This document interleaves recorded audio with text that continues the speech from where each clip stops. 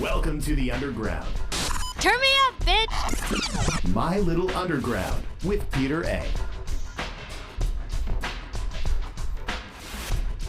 It's My Little Underground. I'm Peter A. Make sure you're listening anywhere you get podcasts, and you can follow me on socials at MLUpod. You can also support the show for as little as $1 a month. The link is in the description and over at peteraradio.com. And also on my website, there's a great playlist I updated, long-ass songs featuring a bunch of songs with a runtime of 7 minutes or longer. Great stuff on there. Go check that out. That's on peteraradio.com. And today on the show, we have Nasimiyu talking about her latest album, Potions, her DIY recording process for the album, overcoming a 7-year writer's block, and how dance got her out of that funk, going through imposter syndrome, and so much more with the great and talented Nasimiyu, who's on My Little Underground. Wait, is this album gonna have like a physical release, like vinyl, cassette? I didn't print anything this time Cool. around. Not judging. Because it would have delayed it by another 6 months, and I was already just exploding to put it out in the world. And then I figured, you can always do it later. Yeah, right. Like a year later as like a re-release, fun thing. Yeah, or do like what a lot of people are doing, like expanded versions. So if you have any like potion demos that you didn't put on this album, you can like re-release it later. If you feel so inclined to do so. Yeah, that's a very fun idea. See? So this is a very exciting time for you because this is your first solo album in like 9 years, right? 7. Yeah. 7 years. Yes. I never thought I actually would be making another album. I kind of just thought I was all dried up and out of ideas. So imagine my surprise when all these songs just came spilling out of me. Yeah. And in the between time, you've been doing some work with Shark Muffin and Babe Ruth. Is that how you pronounce the?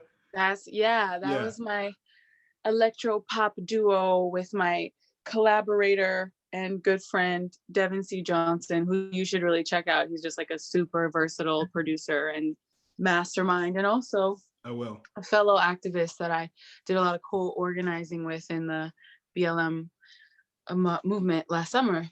But in the time that I spent away from writing music, I was really focused on other things. I was getting deep into conscious dance. That was my creative outlet, and working with kids and focusing on education, and really just kind of healing from the wounds that all the musical stuff have left me with. Sometimes you just got to give it some space.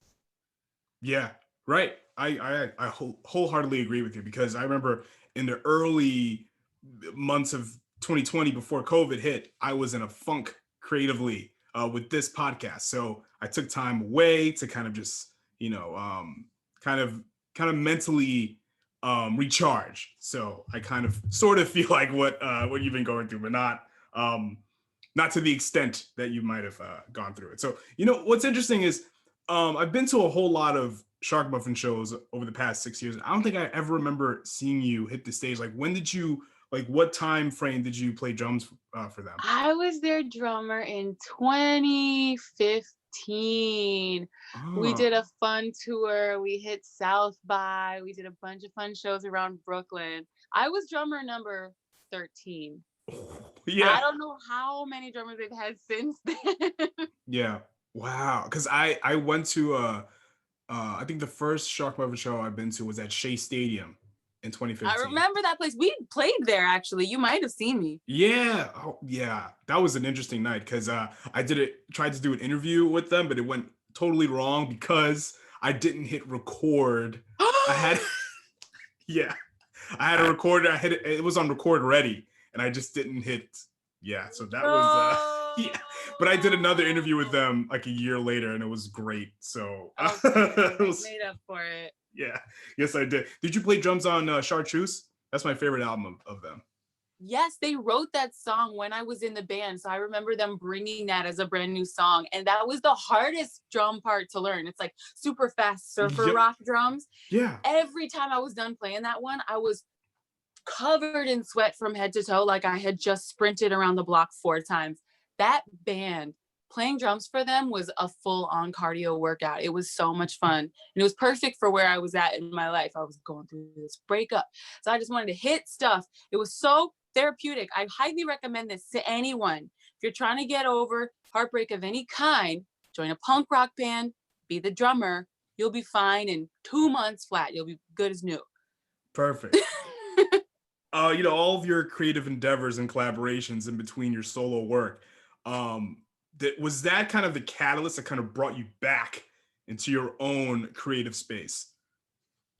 The catalyst was my dear friends, Kalmia Traver of Cowbells and Rubble Bucket, Alex Toth of Rubble Bucket and Toth. They, in the early months of quarantine, organized a song a day week where they gathered 30 of the most amazing songwriters, all people I've been huge fans of for years, to be a part of this group where the mission was, okay, you've got to complete a brand new song from scratch every single day and record it and fully produce it for 7 days straight. If for any reason you miss the deadline on one of the songs, you're kicked out forever, no excuses. And the very following morning, everybody who's in the group is going to get sent all the songs that were made the day before. So not only are the stakes high in terms of a quick turnaround time, but the stakes are high because you know that like all your favorite bands are going to listen to the thing that you just threw together in 12 hours. And so you're like, I got to keep up. But it turned out that created the exact set of circumstances that allowed me to move past the writer's block. And I think these were the 2 crucial things. The first one is when you're moving that fast, you don't have time to talk yourself out of it. I know that for anyone who has a tendency to overthink, guilty, or let the self-editing voice take precedent when you're trying to be creative, that can be really tough. But when you're working so fast, you don't get a chance to get heady about it. Like you have to go straight from your gut. You're moving from an intuitive place. And that was my saving grace. And the second thing was the accountability from a group of people that were putting themselves out there just as much as I was. It was, everybody was being vulnerable and everybody was holding each other to it. And it was like running a marathon. It's like being in boot camp. And my goal going into it was to just grow as a person, and heal through creation, which is always what music has represented for me. It's been a long time since I had considered myself a musician, so I had no intention on using the songs for anything. But it was on day 6 or 7, I listened back to everything that I had made, and I was like, not only do I feel like I want to share all of this with the world, but I think this sounds like a cohesive album. And the craziest, most surprising thing of all was that all the songs sounded like they fit with my solo Nasimiyu project, which was a project I really thought was long gone, dead and buried. So it really happened backwards. The album wrote itself before I knew there was an album to be written. And the songs told me what band they were for. So it kind of had to happen backwards, because had I planned on it in advance, I don't know, I might have psyched myself out. It's safe to say you went through imposter syndrome. Not considering yourself a musician, right? Mm-hmm. Yeah. Why wouldn't you consider yourself a musician at that point in time when you were making these songs? Wow, that's a good question. Well, I guess kind of when I had set it aside a few years prior, it can be a really discouraging thing. And you kind of wonder, for me, music had always been a therapeutic tool for me, first and foremost. And the more that I engaged with it in a public sense, I started to lose the therapeutic aspect. And in fact, it started to become a little bit of the opposite. I needed a new form of therapy to relieve the stress that I was coming from the musical world. So I just had to step away because I found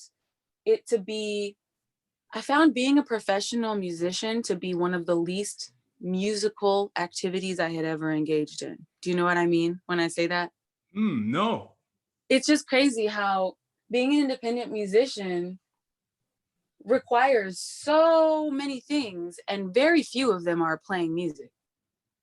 You know, you almost get farther away from playing music because it takes so much time and energy to be focused on organizing a band and keeping them rehearsed and organizing tours and recordings and all of the stuff that goes into it. And I just felt like, wow, I'm actually getting farther from like the spiritual medicinal qualities of the music that I initially got involved for, because it's becoming so much about all these other things. And I just, the music industry is not a very soul-filling place as it had stood. So I was seeking out other ways of engaging with art and creativity that were not so binary. Creator versus audience, performer versus audience member. For example, I wanted to be a part of movements where everybody felt called to make more communal forms of art. So the conscious dance community and all of the little movements that are kind of branches of it, including the musical movements that are branches of it, was that for me. And so that felt like a complete divergence. That felt like a return to art making solely for the purpose of healing. That's what it was for me as a kid growing up. That's what it always meant. So once I returned to that, it was really interesting through this album to bring that full circle and use all of the healing modalities that I had learned through the conscious dance practice, use that in the album writing process. And I really hope that that's something that can be felt. The fact that every single word on that album is true. It's coming from the truest pit of my soul. And it's specifically referencing exactly what I've been learning and trying to overcome and struggling with and questioning. So it's really, this album is my thesis statement of what I've been working on for the last 7 years. Lots to unpack there. So it's almost like you're you distancing yourself from music, kind of almost falling out of love with it. Can you connect that to kind of overthinking it? Oh yeah, definitely. Yeah. And the connection is all about anytime that creativity moves up into the mind and away from the body. Right. So that's what my whole dance practice is about, is moving from the internal chatter and just getting embodied, getting fully present in all of your cells and your intuitive physical voice, because there's actually so much wisdom and truth there that we take for granted. We often don't listen to it, right? So, yeah. So what do you mean when you said that dance is the only language you're fluent in? I meant to say that of everything that I have to say and question and put into words in this lifetime, the only medium I've ever managed to fully do that in without having to shrink it down is through dance. I feel that words cannot begin to scratch at the surface of what creative movement can. So for me, that's my first language. That's my original language, and anything else that I try to express, whether through words, music, whatever, it's just a translation of that. Okay. All right. And then, speaking of, potions, right? You do this all yourself. Do you find solace, or did you find solace in the DIY recording process, just doing it by yourself? You named it completely. Yes, doing it by myself taught me so much. First of all, it cured me of my imposter syndrome, but it also is really scary, because then anything that doesn't go well or sound right, you don't have anybody to blame. right? So you're really putting yourself out there in every way. But it was really an empowering process, because also as a woman, I just feel that it's been interesting that my whole musical career, I've always had to siphon my music through a man at some point in the process, whether it's that he's the recording engineer or he's the producer or what have you. It was never that I myself was empowered to bring my own ideas to life individually. And there's some beauty to that, because collaboration is an incredible thing. And I built so many amazing relationships and friendships along the way. But I just feel so differently about this recording, because having made it entirely myself, it's my essence undiluted. It's not, you're not playing telephone. You're not hearing somebody's reinterpretation of my essence. You're getting it from the source. This album, I feel it's the first thing I've ever made that smells like me. It reeks of me. It's like there's no other influence on it, which is a really scary but interesting thing. And also the DIY process of doing it at home in my living room allowed me to access emotional spaces and sing from a more emotional place. Because think about the comfort of your own home and how you can just really be seeped into the emotion that you're going through at that moment, rather than like, okay, I got up, I went to the studio, I'm surrounded by strangers, the clock is ticking, we got so many things to organize. Like, you can only sink so deep in, because it's, at the end of the day, a studio is not your church, it's not your sanctuary, it's like a business. You know what I mean? But the space that I had set up for myself is a sacred space. It is my sanctuary. It's where I was doing all my processing, all my rituals, all my personal ceremonies. So my mic and my altar were one and the same. They weren't separated. Yeah, 100%. But on the other side of that, was there any time when you're doing everything yourself and you're enjoying it, being by yourself, was it ever isolating for you? Did you ever feel, because you said if there's a problem, you can't go to anybody but yourself. Did you ever feel alone in that? Huh. Did I ever feel alone in that? Not in a negative way. All of the solitude that I felt was really enjoyable for me, because I can only explain it by saying that I became so much better friends with myself during this quarantine. Yeah, but yeah, me too. I'm the same way. Exactly. I've definitely gotten to know myself a lot more during this time, which is great. That's amazing. Yeah, like, so, talk to me about your home setup, your studio, your DAWs, your instruments, or even outside of musical stuff, any kind of rituals that you did that you need to do, before you got to music mode. Oh man, that's actually quite a story. So, we had a limited amount of hours in any given day during Song a Day week, and yet the first few hours of every day were not spent making music. I was spending them meditating, doing my embodiment practice, dancing, stretching, singing, improvising, playing my favorite Alice Coltrane records, just lighting incense. And I'd get dressed up every morning in the ceremonial garb. I'm wearing long silk robes down to the floor. I've got my hair up in African wraps. I would put on a full face of makeup and even my favorite perfume before these ceremonies, because I wanted to mark the moment and really allow myself to step into a sacred space, make it a sacred space. This isn't just me waking up on any old Wednesday morning in quarantine and rolling over and starting to make a track. Like, I am creating magic from the moment I wake up. So my ceremony would start with movement.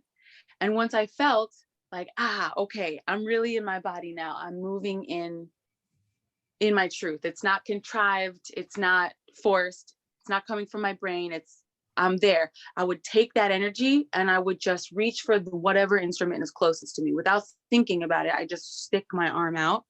In my small Brooklyn apartment, it doesn't take much to reach something. So one morning that was just a little hand drum. And so I created the groove and the melody of the whole thing, just sitting there with the hand drum before taking it over to the recording equipment and adding all the layers. One morning it was a kalimba. That was the first thing that I reached and came up with the riff that ended up becoming Practice. One morning it was my Wurlitzer organ, which kind of functioned as the instrumental backbone of the album. And other days it started just with vocal layers that would build themselves in their entirety before I added a single instrument. So every song does kind of have a different genre and a different sonic world that it's a part of, because I tried to approach every song. I tried to break my habits every single time. Yeah, that's what it, like all the singles that you've all the teaser tunes to this, they all sound like they're in the same house, but each of the songs are like different rooms in the house. One is the master bedroom, one's the basement, one's the living room, one's the kitchen, but it's all in the same house. Wow. Okay. Yeah. Okay. That So makes sense. all these rituals that you did, were they things that you had to do before you went into music mode? Like me, I need my cereal, I need my coffee, I need to watch an episode of The Simpsons before I do anything in the morning. So, or work out a little bit. Mhm. Are these things that you have to do, or else you won't be able to function properly? I mean, I can make a song, but the song's gonna come from my brain. Huh. Yeah. But So but if I want the song to come from my intuition, from my deep embodied truth, from my gut, then I have to go through the entire ritual, and there's no shortcuts. okay. Yeah. Perfect. I want to talk a little bit more about your writer's block. Now, was this, maybe I'm overthinking this? So, was your writer's block like really just, you just couldn't get lyrics out, or was it like you just couldn't think of anything from a compositional standpoint, not even just an instrumental, you know, anything? It was an emotional block. Like, it felt, even, I might be sitting on one side of the room and my piano's on the other side of the room, but it felt like there were 40 miles between us. It was just like, there was something in my subconscious saying, yeah, you could go over there, but you're going to get your heart broken again. Okay. All right. So that's, an emotional block is the hardest to overcome, because it's not an absence of ideas or willpower. It's almost self-protection,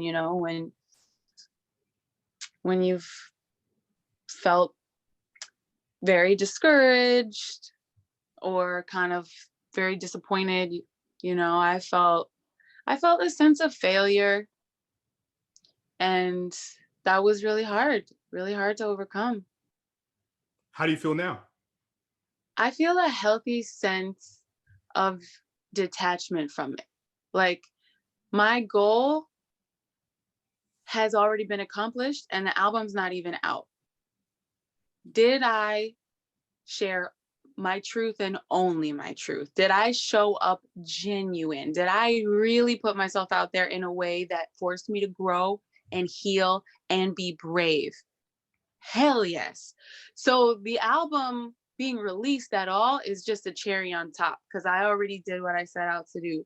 This was really, for me, this was an assignment in personal growth. It wasn't a mission in creating like a musical, I don't know, foundation or platform that was going to lead to something else. I'm not in that place at all. So that, I gotta tell you, it's so much more enjoyable to release music when with this kind of relationship to it. It's definitely not the relationship that I used to have. I was very precious about it. It was so easy to break my spirit if something didn't go the way I planned, or if I played a show that didn't go how I wanted it to, or just, so many little heartbreaks. But now it all just feels, I feel really proud of myself. And I just hope that by putting it out there, I hope that it makes people feel inspired to dig deep within themselves and find out what their most inner voice wants to share. Yeah. So I want to go back. I want to go back to 2012. Your first album, Rules Aren't Real. Now, you did this in New Orleans, and this is a very Mm, musical city. mm. So, was there anything in the city outside of the studio space that inspired you greatly? A person you might have met, or a Oh, statue you saw, or anything? oh, all I did in New Orleans was study, study, study. And my favorite place to study was on the street.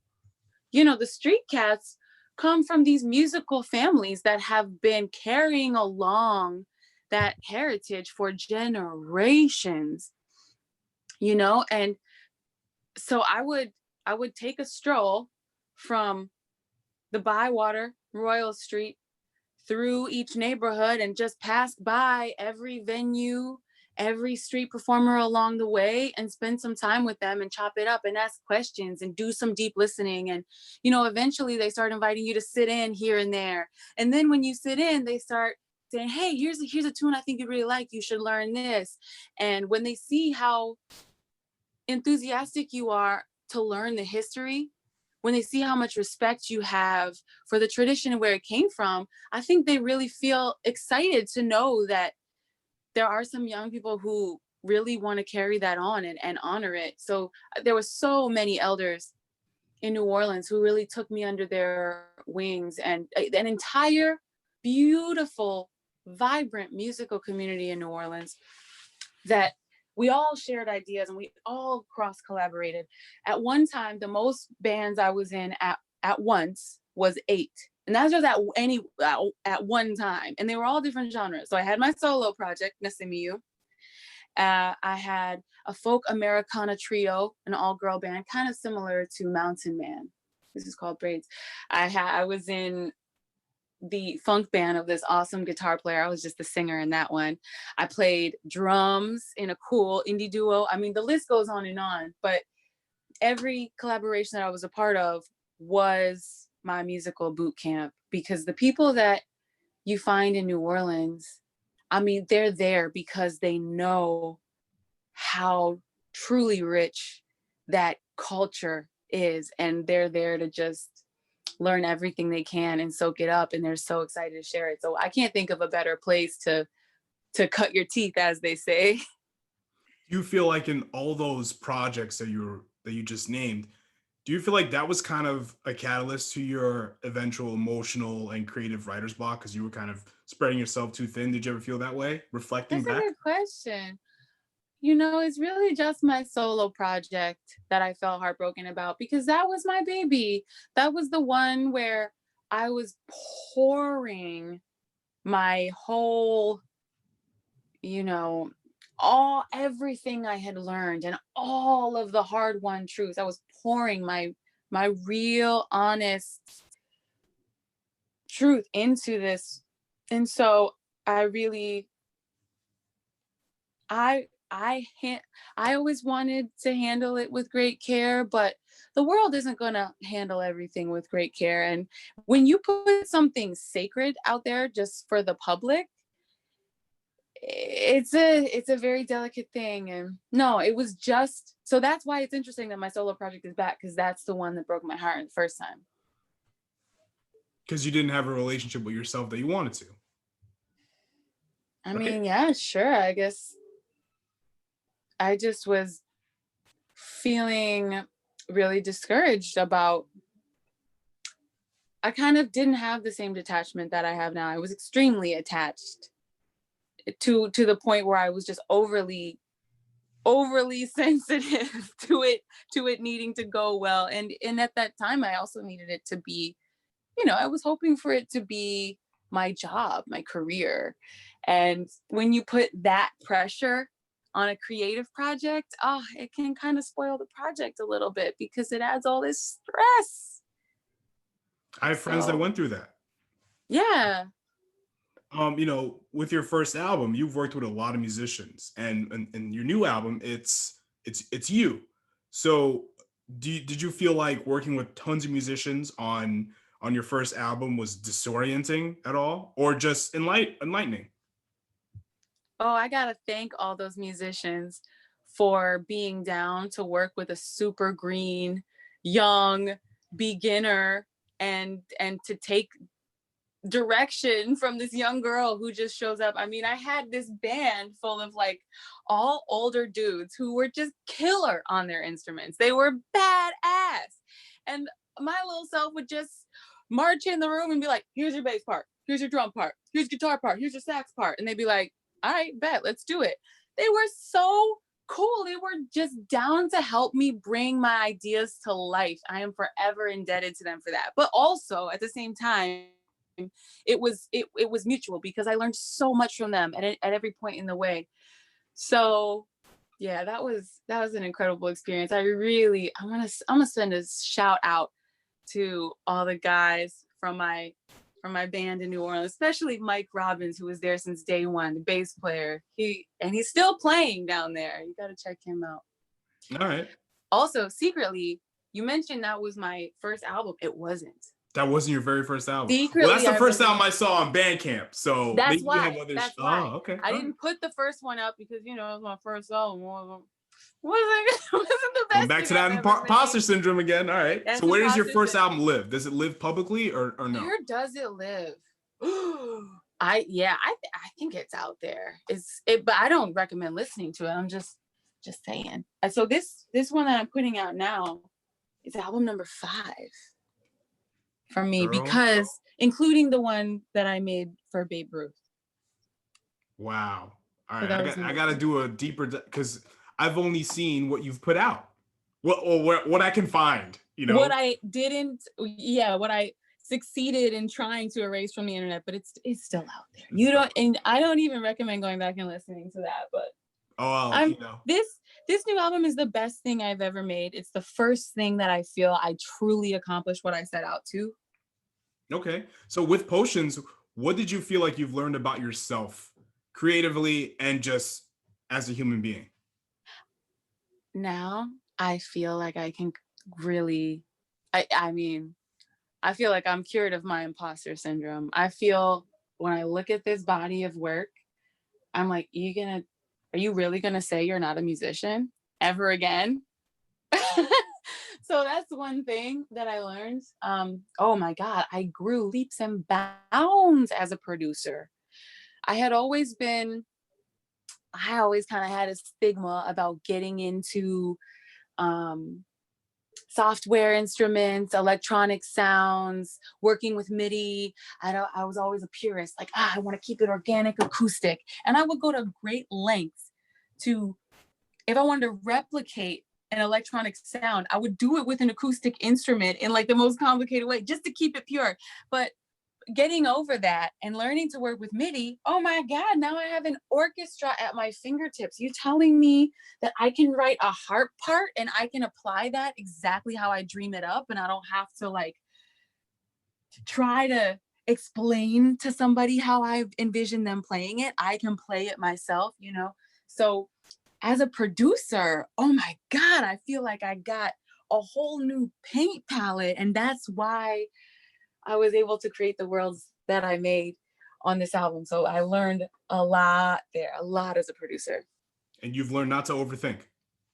Boom. It's the biggest thing. So as we're recording this, the album is out. So everybody who's listening, get the album on Bandcamp or wherever. What do you think is the best place for people to get Potions? Is it Bandcamp to you, or? Bandcamp is the best place. Okay. Because you would get to, support independent music and the amazing, the label that I chose to put this out with. I chose them because they are such stellar, wonderful human beings who are also artists themselves, who are just so supportive, and they're doing really great work. And so Bandcamp is a great place to, download the album. But you can also, save it on Spotify, wherever you like to listen to music, of course. Cool. And of course, coming soon, physicals. Yes, coming someday. For me, the biggest compliment is when somebody throws me on one of their favorite playlists. And I always like to know, like, what playlist does this fall on for you? Like my friend this morning was like, oh, it's my first thing in the morning playlist. It's like when I'm making my coffee. I was surprised to hear that. I was like, okay. Agreed. So that's one of the things I'm going to be interested to see in the coming weeks is like, what playlist is this stuff falling on for you guys? It's going to be on a playlist called Morning Brew or something like that. Yes, I guess so. It's going to happen. Eventually it'll be in Starbucks. It'll be in the local coffee shops here in New York. It's going to happen. Trust me. I believe in that. It's going to happen. Well, Nasimiyu, thank you so much for chatting with me while you're on vacation. I really appreciate that. Thank you. This was such a wonderful conversation. I really appreciate getting into it with you and all your support. And keep doing what you're doing. You're the best.